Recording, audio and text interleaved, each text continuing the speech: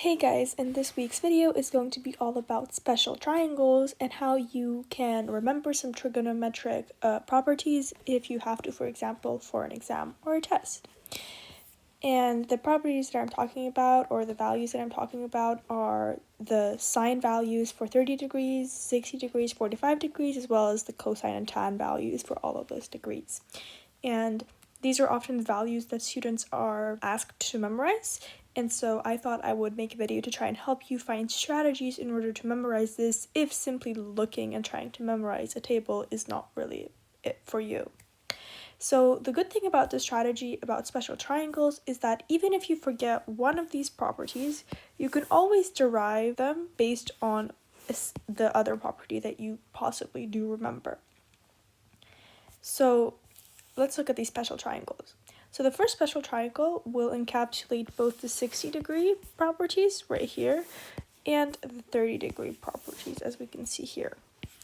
And what you just have to remember is, and perhaps this is easier for visual learners, is that in a 30-degree angle and a 60-degree angle triangle, you will have ratios of 1, 2, and root 3.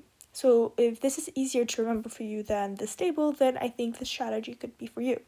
Because from there, it's very simple.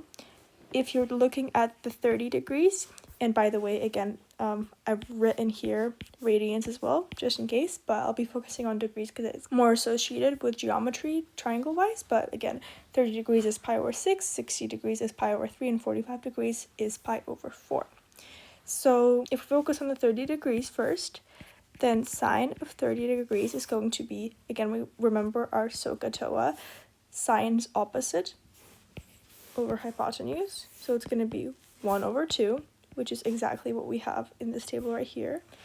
Cos of 30 is going to be adjacent, so root 3 over hypotenuse, so root 3 over 2.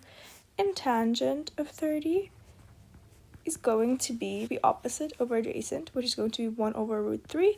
And if you multiply by root 3 over root 3 to rationalize the denominator, you're going to have root 3 over 3, which is exactly what we have in this table. And so what you should keep in mind for this triangle is that your hypotenuse is 2.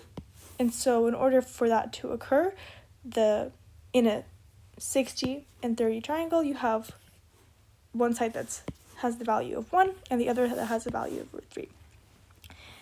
And already by knowing the values for 30 degrees, you can derive the values for 60 degrees. However, let's just do it the same way like we did here. So sine of 60 degrees, now it's just going to be reversing the opposite and adjacent sides. So for 60 degrees, our opposite side is root 3. Hypotenuse remains 2. So it's going to be root 3 over 2. Cosine of 60 is going to be adjacent, so 1 over hypotenuse 2, 1 over 2. And tan of 60 is going to be opposite over adjacent, so root 3 over 1, which is just root 3.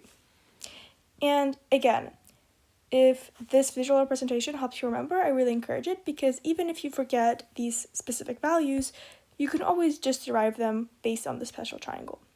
Now, the special triangle, to remember the specific trigonometric values for 45 degrees, is the following. And this one is easier to remember because all you have to know, since it is a right angle triangle, the only way to have 45 degrees is if the other angle is also 45 degrees. So it's an isosceles triangle. And it's really simple to remember because we're just going to make both of these sides 1. And again, using the Pythagorean theorem, we know that the hypotenuse is going to be the square root of 1 squared plus 1 squared, which is the square root of 2. So that's going to be our hypotenuse. And again, for this triangle right here, you could technically also just remember these two and then figure out the hypotenuse, or in any other way that suits you, that helps you remember better. This is what I love about these triangles. You can always, if you forget something, you could always somehow derive it. Right, so let's focus on the 45-degree properties. So sine of 45 degrees is going to be equal to opposite 1, if we're focusing on this angle, over hypotenuse, 2. So 1 over root 2. And again, we usually want to rationalize our denominator, so we're going to multiply everything by root 2 over root 2, which is going to be root 2 over 2. Then what is cosine of 45 degrees? Well, that's going to be adjacent, so in this case 1 over root 2. So we're going to have the same results. So they're equal in this case. And then tangent of 45 degrees is going to be equal to opposite, 1 over adjacent, 1. So it's going to be 1 over 1, which is just going to be equal to 1. So I hope you gained a little bit more of an intuition and further proved these properties to yourself, because if you just view them as random numbers, sometimes it's really easy to forget them and you don't know where they come from. But I hope that upon seeing these triangles, you understand why these properties or these values make sense. And if you're asked to memorize this table, I hope that these triangles can help you. Thank you for watching, and see you next time.